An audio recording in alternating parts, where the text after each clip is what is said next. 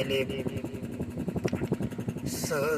समुद्र से जल उठा, समुद्र से जल उठा बादल मेरा, भाप बन के बादल बना, बादल से बारिश हुई, ज़मीन में गया, फिल्टर हुआ और फिर वो हमारे योग्य बना, पीने लायक।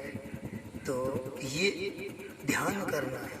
इससे क्या होता है, हमारा विश्वास, हमारा मालिक के प्रति प्रेम, जो हमारी सेवाएं मालिक कर रहे हैं उनके प्रति हमारे अंदर श्रद्धा, प्रेम और विश्वास उत्पन्न होता है, जो हमें नज़दीक ले जाता है। एक पेड़ होता है, बीज उगता है, धरती का काम है उसको उत्पन्न करना, बीज को बड़ा करना, फल देना। ये करने वाला कौन है? सब एक ही तो है।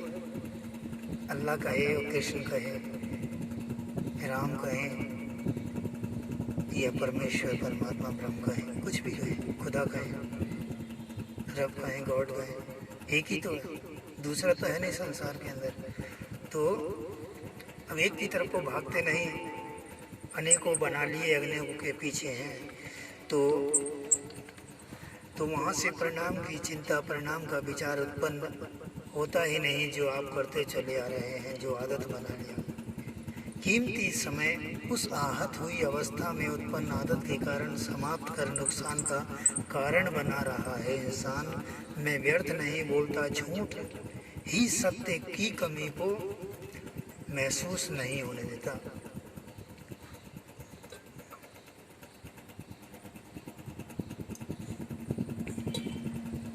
अब आप ही संतुष्ट हैं कि आप जो भी कर रहे हैं, संतुष्ट हैं कि हम सही कर रहे हैं।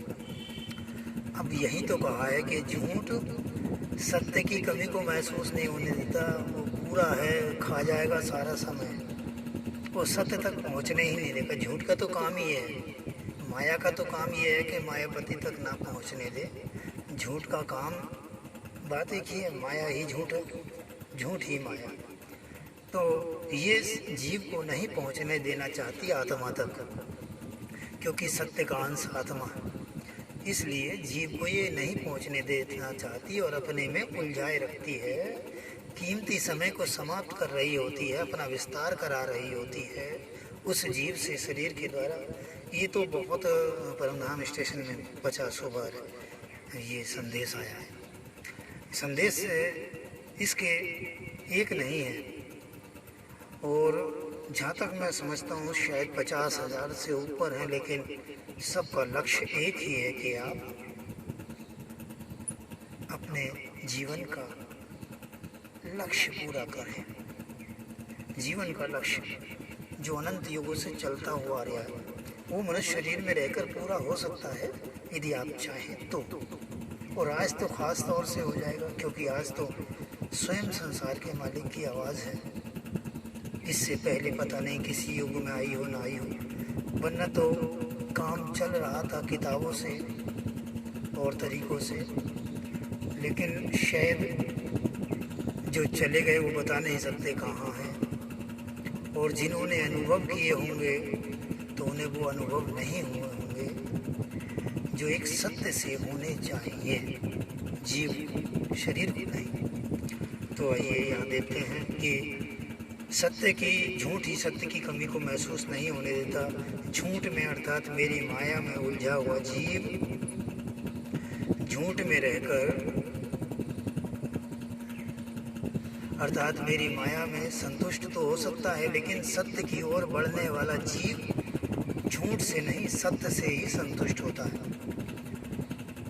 कि जो झूठ से हो जाते हैं वो तो हो ही जाते हैं, लेकिन जो सत्य से होने वाला संतुष्ट है जीव, वो झूठ से नहीं होता। झूठ में उलझने वाला जीव दुखों को प्राप्त होता है। जो झूठ से संतुष्ट रहता है वो दुखों को जाता है, और सत्य की ओर अर्थात मेरी ओर चलकर सत्य को अर्थात मुझ को प्राप्त करने वाला जीव अनंत सुखों को प्राप्त होता है। अनंत, कोई सीमा नहीं सुखों की, सुख ही सुख उसके बाद, क्योंकि मैं ही सुख स्वरूप हूँ, मैं झूठ नहीं बोलता। कह रहे हैं मैं सुख स्वरूप हूँ। दोनों ही प्रकार से आहत होने में गलती चाहे किसी की भी हो, खामियाजा जीव को ही उठाना पड़ता है। शायद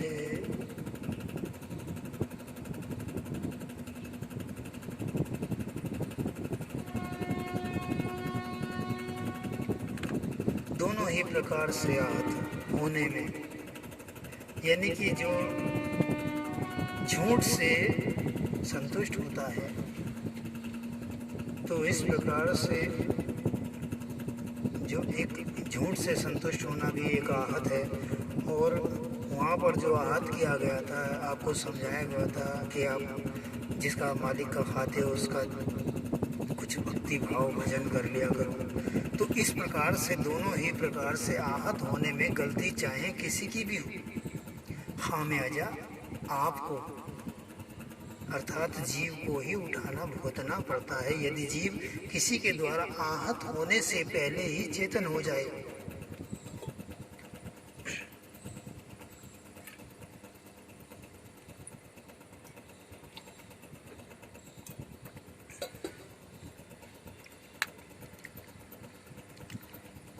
चेतन हो जाए, ठीक है, तो वह संसार में मेरी माया के इस झूठे प्रहार से आहत हो ही नहीं सकता। यदि पहले ही समझ जाए कि मुझे अपने मालिक की बंदगी इबादत करनी है। कैसे? सृष्टि का सम्मान, परमपिता से प्रेम, मालिक से प्रेम और मालिक की आवाज़ को माना जाए। अब पहले कैसे होता? आवाज़ तो अब आ रही है 4 साल से, 5 साल से, और हमारी उम्र हो गई 50 साल की, 40 साल की, तो पहले कहाँ से। लेकिन ये कहते हैं कि जहाँ जागे वहीं सवेरा, पीछे का छोड़ दो, जीवन की शुरुआत नहीं करो। उसमें लिखा हुआ था एक संदेश में कि मैं आपको नया जीवन दे रहा हूँ, आपको नया जीवन दे रहा हूँ, पीछे का भूल जाइए और आगे का शुरू कीजिए, पीछे वाला सब माफ।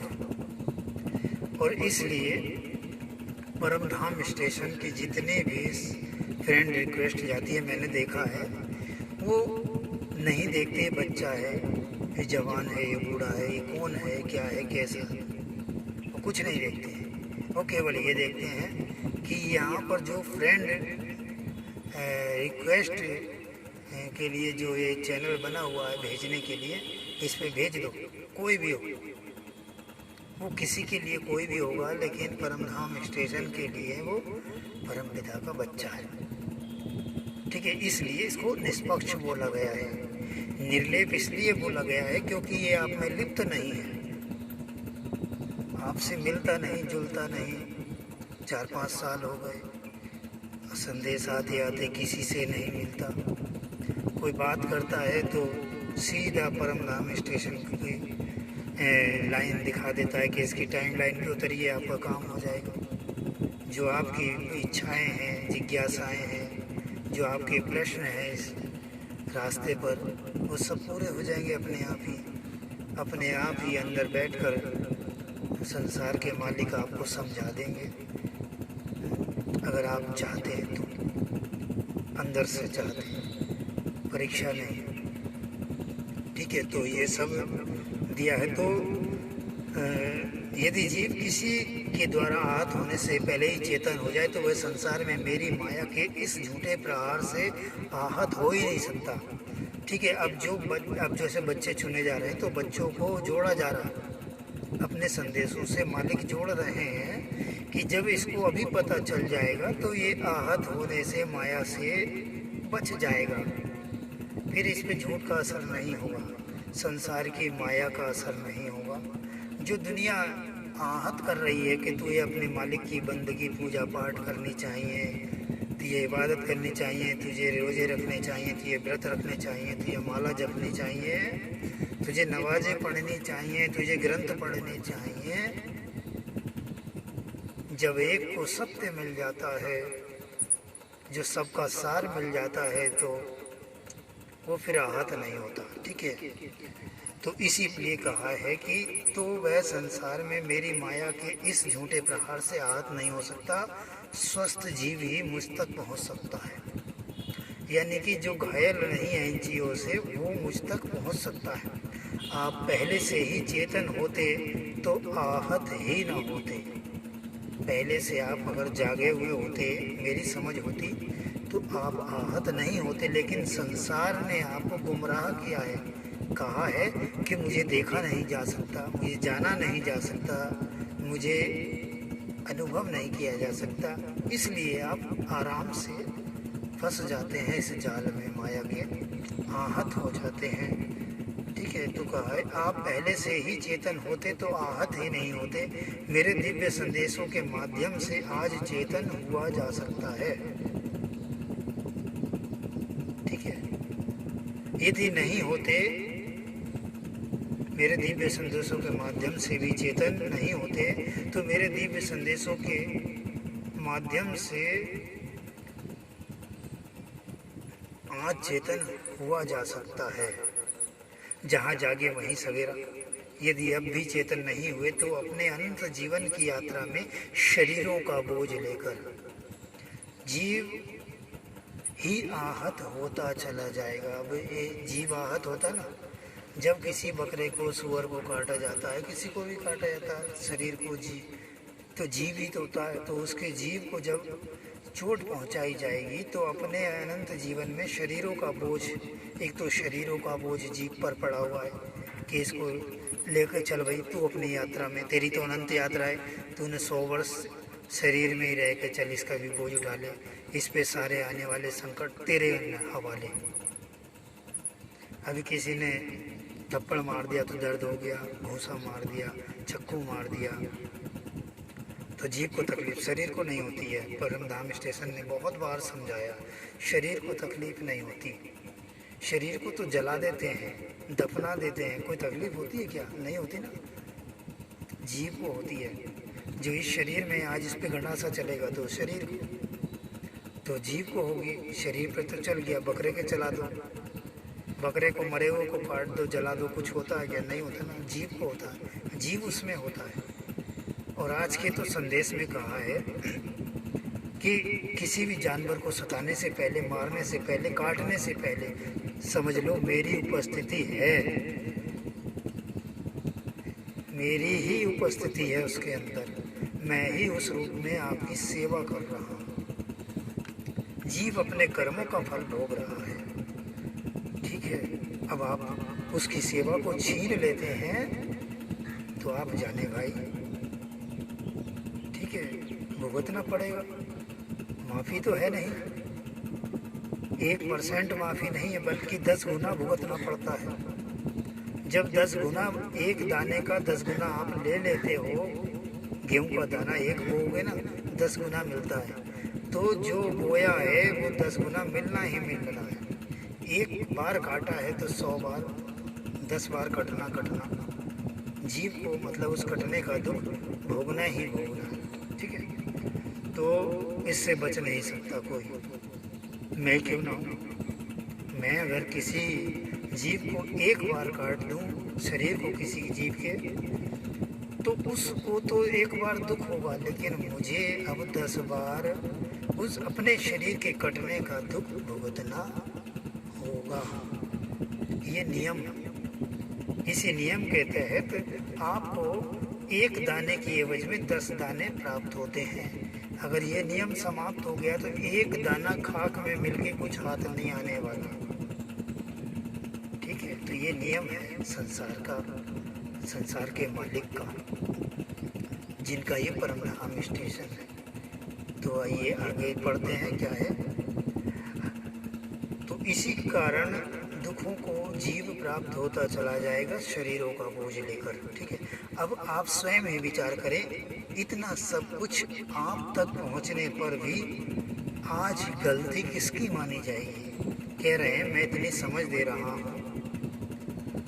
अब आप मुझसे ये नहीं कह सकते कि हमें समझाने वाला संसार में कोई नहीं आया, हमें पूजा बताने वाला, पाठ बताने वाला, इबादत करवाने वाला, ये सब तो आए, लेकिन समझाने वाला कोई नहीं आया। अब आप यह नहीं कह सकते। तो एक बार फिर मैं परमधाम स्टेशन का वो कॉन्टैक्ट नंबर आपको बता देता हूँ। नहीं, परमधाम स्टेशन का नहीं, बीच का नंबर है ये। जो चाहे तो परमधाम स्टेशन से संपर्क करा सकते हैं, यदि नहीं तो फिर नहीं तो नहीं। नंबर है 9058030831। अगर इनका संपर्क अब भी परमधाम स्टेशन से रहा हुआ तो ये करवा सकते हैं। 91844903 तो ये संपर्क करवा सकते हैं। यदि संपर्क विच्छेद हो गया हुआ, नहीं इनके संपर्क में होगा परमधाम स्टेशन, तो ये नहीं करवा सकते। ये नंबर काफ़ी पहले आया था जो मैंने आपको दे दिया। कभी भी आप को आवश्यकता हो तो इस पर संपर्क कर सकते हैं। बाकी फिर संसार के मालिक की इच्छा क्या हो सकता है। तो आइए मित्रों, इसी के साथ आप सभी ने सुना, आप सभी का बहुत बहुत धन्यवाद। और परमधाम स्टेशन से मैं यही निवेदन करूँगा कि मेरी इस आवाज़ को, मेरी नहीं संसार के मालिक की ही आवाज़ है। मैं तो एक मात्र माध्यम सा हूँ, जो मन करा तो परमधाम स्टेशन के संदेशों को पढ़ दिया। शरीर ही संसार के मालिक का, इसकी आवाज़ भी संसार के मालिक की, और इसी शरीर नहीं बल्कि आपकी भी आवाज़ संसार के मालिक की है। ये तो सोचने का फ़र्क है। हम अपना शरीर समझ बैठते हैं कि हमारा है, हमारी आवाज़ है। नहीं, कुछ नहीं, हमारा तो कुछ है नहीं, छोड़ के चले जाना है, आज नहीं तो कल। तो आइए, इसी के साथ बहुत बहुत धन्यवाद। अच्छा लगे तो मैं ये नहीं कहूँगा कि इसे लाइक कीजिए, इसको आगे बढ़ाइए, है नहीं? तो इसमें आपका भी योगदान हो जाएगा। जैसे मैंने योगदान दिया वैसे ही आपका होगा बराबर। धन्यवाद।